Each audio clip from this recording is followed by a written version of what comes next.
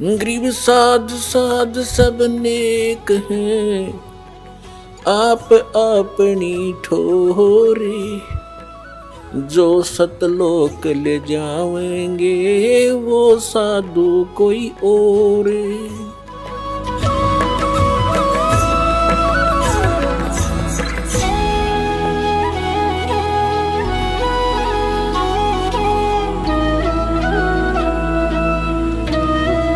वासुदेव ही सर्वम, यही पूर्ण परमात्मा है, यही पूर्ण मोक्षदायक है। इसी की साधना से शाश्वत स्थान प्राप्त होगा और ये पाप नाशक है, ये सारी सब ब्रह्मांडों का कुल का मालिक है। ये बताने वाला महात्मा बड़ी मुश्किल से मिलेगा।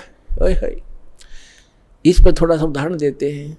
जैसे परमात्मा का विधान है, वेदों में वर्णित है। ऋग्वेद मंडल नंबर 9 सूक्त 82 मंत्र 1, 2, 3 में, ऋग्वेद मंडल नंबर 9 सूक्त 86 मंत्र 26 और 27 में, ऋग्वेद मंडल नंबर 9 सूक्त 54 मंत्र 3 में, ऋग्वेद मंडल नंबर 9 सूक्त 20 मंत्र 1 में, ऋग्वेद मंडल नंबर 9 सूक्त 1 मंत्र 8, 9 में, ऋग्वेद मंडल नंबर 9 सूक्त 94 के मंत्र 1 में, ऋग्वेद मंडल नंबर 9 सूक्त 95 के मंत्र 2 में, ऋग्वेद मंडल नंबर 9 सूक्त 96 के मंत्र 16 से लेकर 20 में और अनेक स्थानों पर यह प्रमाण है कि वो परमात्मा ऊपर रहता है, पूर्ण परम अक्षर ब्रह्म, और वहाँ से गति करके आता है, अच्छी आत्माओं को मिलता है, उनको तत्व ज्ञान से परिचित कराता है, वो कवियों की तरह आचरण करता है और अपनी अमृतवाणी को लोकोक्तियों के माध्यम से, दोहों के माध्यम से, शब्दावलियों के माध्यम से वर्णित करता है।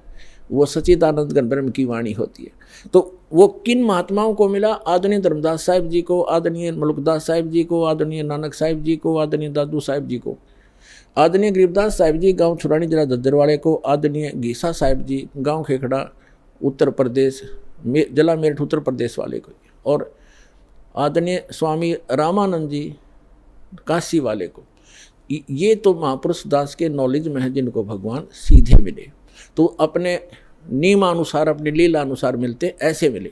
तो उनमें से गरीबदास जी ने कहा है, हम सुल्तानी नानक तारे दादू को उपदेश दिया, जात जुलाहा भेद न पाया, काशी वाहे कबीर हुआ, अंत कोट ब्रह्मांडे का एक रति नहीं भारे, सतगुरु पुरुष कबीर हैं ये कुल के सिरजनहार। तो यहाँ कहते हैं ये गरीबदास जी को परमात्मा मिले थे, कबीर परमात्मा जी सचखंड लेकर गए थे, फिर वापस छोड़ा था, उनको मृत जान लिया था, चिता पर रख दिया था। 10 वर्ष के बालक थे गरीबदास जी, गांव छुरानी जिला दद्दर हरियाणा में। तो परमात्मा 8-10 घंटे तक ऊपर सारा ब्रह्मांड दिखाया उनको, ले जा करके अपनी स्थिति से परिचित कराया, फिर उनको वापस छोड़ा। उनके अंदर वो तत्व ज्ञान फीड कर दिया, फैक्स कर दिया, उसके डाउनलोड कर दिया भगवान ने। तो उसी ज्ञान के आधार से गरीबदास जी ज्ञान दिया करते थे। उनके बहुत से शिष्य हुए और उस अमृतवाणी को पाठ किया करते थे उनके शिष्य गरीबदास जी के। जैसे आप ब्रह्म वेदी प्रतिदिन नित्य नियम में करते हो, उस ब्रह्म वेदी का पाठ भी किया करते थे। एक उनका शिष्य था गरीबदास जी का, वो पंजाब साइड में चला गया। लुधियाना के पास एक वासियर गांव है, लुधियाना से थोड़ी सी दूरी पर।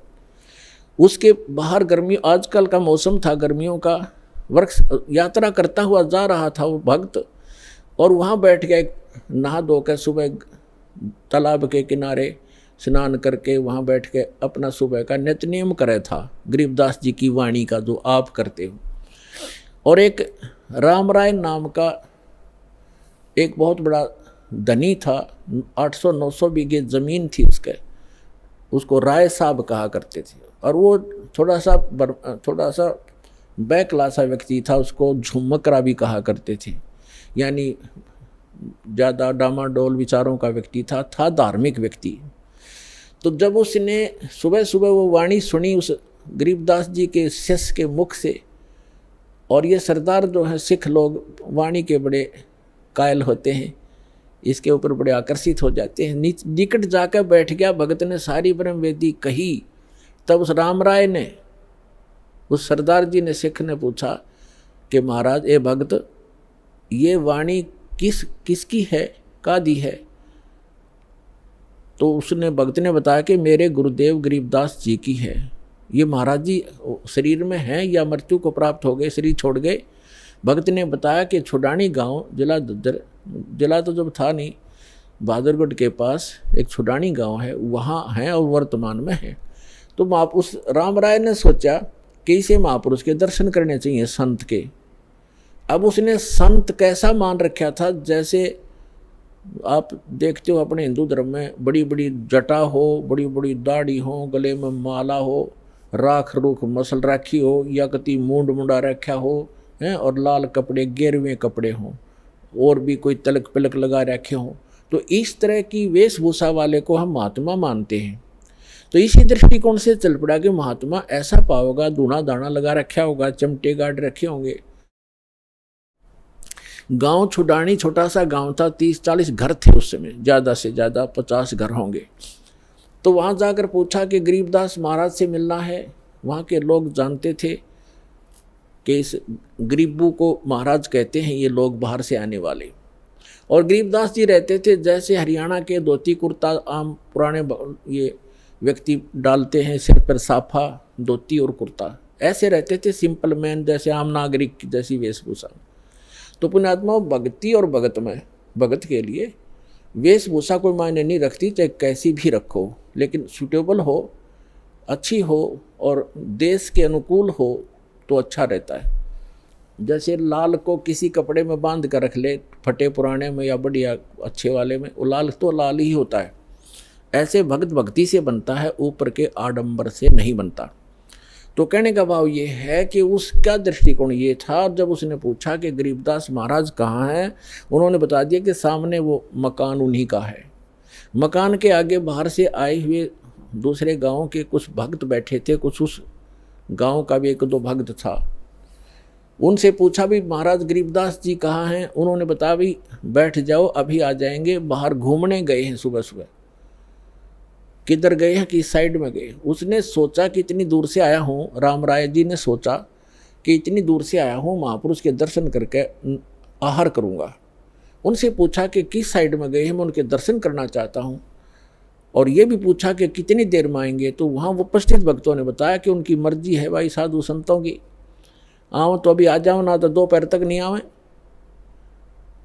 तो कहाँ मिलेंगे, किस दिशा में गए हैं, कहाँ मिलेंगे, कि सामने एक रहट लगा हुआ है, वहाँ एक झोंपड़ी है, कई बार वहाँ भी बैठकर वो अपनी भक्ति करते होते हैं। उधर से वो जा रहा था, उसी रास्ते से खेतों में, उधर से गरीबदास जी आ रहे थे, एक सिंपल वेशभूषा हरियाणा की, और सिर पे पशुओं का चारा ले रखा था, थोड़ा सा एक बंडल सा बना के, भरोटा कहते हैं, जवार का। वो आ रहे थे और कोई व्यक्ति बीच में था नहीं। तो राम राय ने गरीबदास जी से पूछा कि भाई किसान, मैंने महाराज गरीबदास जी से मिलना है और सुना है वो इधर आए हुए हैं, आपने देखा? अब गरीबदास जी तो अंतर्यामी थे, उनको मालूम था कि इस भगत के मन में संत की वेशभूषा कुछ भिन्न ही है, और यदि मैंने कह दिया कि मैं हूँ गरीबदास तो ये कतई नहीं मानना और वापस चला जाएगा, और जिस उद्देश्य से ये भक्त आया है उससे वंचित रह जाएगा। इसलिए गरीबदास साहिब जी ने कहा कि आजो भक्त, आजो मेरे साथ आओ, मैं आपको गरीबदास महाराज से मिलाऊंगा। अब वो पीछे पीछे हो लिया।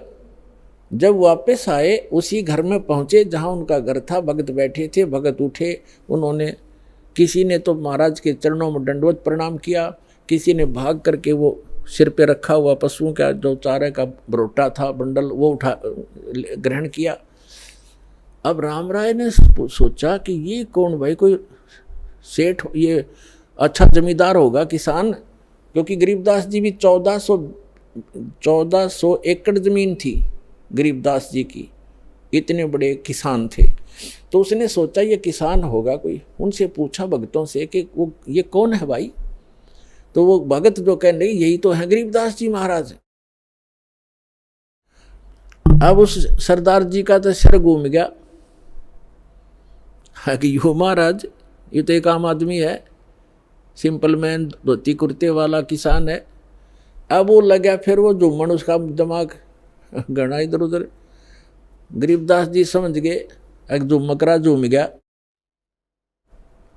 उसने सभी भक्तों को इधर उधर कर दिया। किसी को कहा बैलों को पानी पिला लो, किसी का चारा काट दो, मेरे लिए नहाने के लिए एक बाल्टी पानी का रख दो।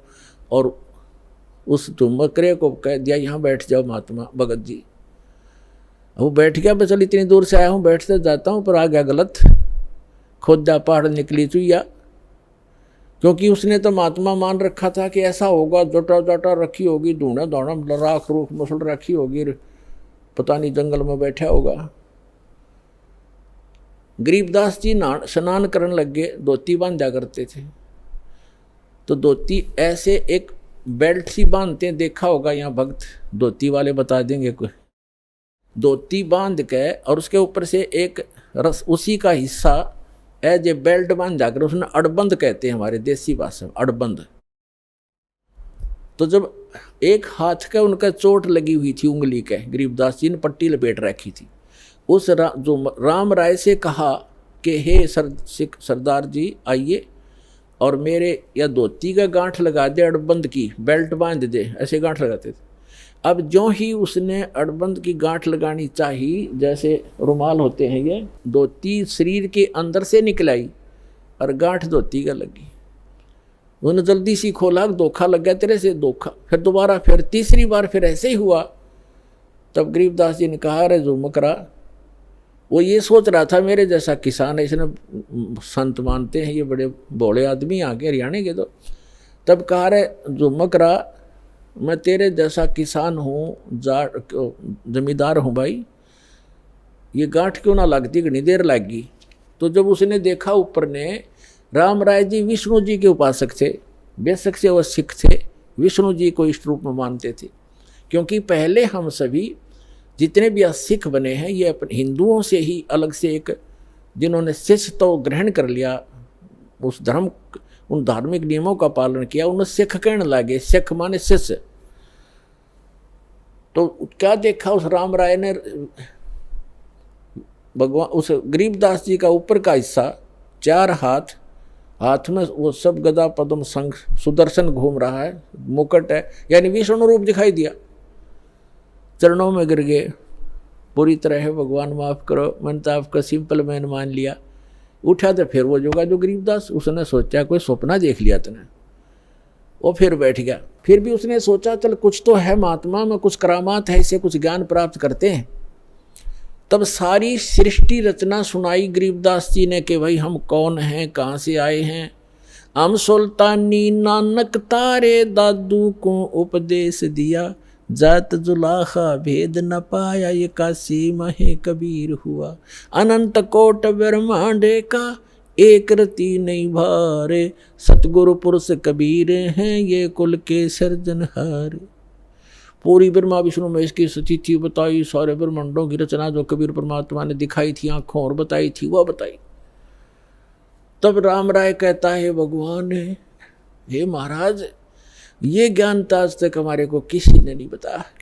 तो गरीबदास जी ने कहा कि आपके ग्रंथ में ज्यों का त्यों विद्यमान है, पर उसको समझ नहीं पा रहे ये वर्तमान के तेरे जितने भी पाठी हैं, सिख हैं। तो क्या बताया, तत्व भेद कोई ना कह रे झूमक रो, ये पैसे ऊपर नाच सुनो रे झूमक रा। कोटों मध्य कोई नहीं रे झूमक रो, अरबों में कोई गर्क सुनो रे झूमक रा। गरीबदास जी बताते हैं कि ये सब पैसे के ऊपर नाच है, ये तत्व भेद नहीं जानते ये लोग। और इस तत्व ज्ञान से परिचित कोटों मध्य कोई नहीं रे झुमकरा। उस राम राय को झुमकरा कहने लगे भगवान गरीबदास जी, उसका उर्फ नाम था झुमकरा। तो इस एक बात से तो ये प्रभावित हुआ कि तेरा नाम झुमकरा है, यहाँ कोई जाना नहीं था, इन्होंने झुमकरा बता दिया। जो आम व्यक्ति वहाँ झुमकरा से जानते हैं, ओरिजिनल नाम राम राय था उसका। तो क्या बताते हैं गरीबदास जी कि इस तत्व ज्ञान से परिचित करोड़ संतों में नहीं मिलेगा तुझे। कोटों में दे कोई नहीं रे झूमक रहा, अरबों में कोई गर्क सुन रही झूमक रहा। अरबों में कोई एक पावेगा तो न गर्क। गर्क mean complete in all respect. जैसे इस ज्ञान को से परिचित भगत भी हो गए होंगे मेरे परमात्मा के बहुत से भगत, लेकिन उनके पास मंत्र समाधान नहीं है। अगर वो कहीं वक्ता बन जाए, वह वाके पात्र भी बन जाएंगे, फिर उसका कख नहीं, क्योंकि उसको मंत्र देने का आदेश नहीं, पासपोर्ट बनाने का उसके पास अधिकार नहीं, तो फिर भी व्यर्थ। तो क्या कहते हैं, गर्क मीन जिसके पास परमात्मा का पूरा ज्ञान भी हो और कंप्लीट मंत्र हो, अधिकार हो, ऐसा तो आपको अरबों में मिलेगा। तो पुण्यात्माओं 4-5 अरब आबादी होगी अपने पूरे पृथ्वी पर। इन अरबों में से एक दास है इस तत्व ज्ञान से परिचित, और कोई नहीं।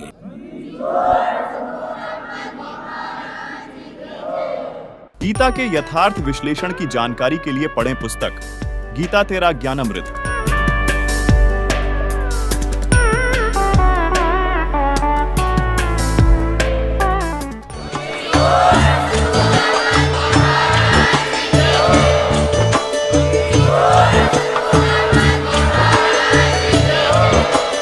आप सुन रहे थे जगत गुरु तत्वदर्शी संत रामपाल जी महाराज जी के मंगल प्रवचन। अधिक जानकारी के लिए विजिट कीजिए हमारी वेबसाइट www.jagatgururampalji.org। संत रामपाल जी महाराज जी के शुभ आशीर्वाद से पूरे विश्व भर में 500 से भी ज्यादा नाम दीक्षा केंद्र हैं, जिन पर संत रामपाल जी महाराज जी द्वारा ऑनलाइन निशुल्क नाम दीक्षा दी जा रही है। अपने नजदीकी नाम दीक्षा केंद्र का पता करने के लिए संपर्क करें 8222880541।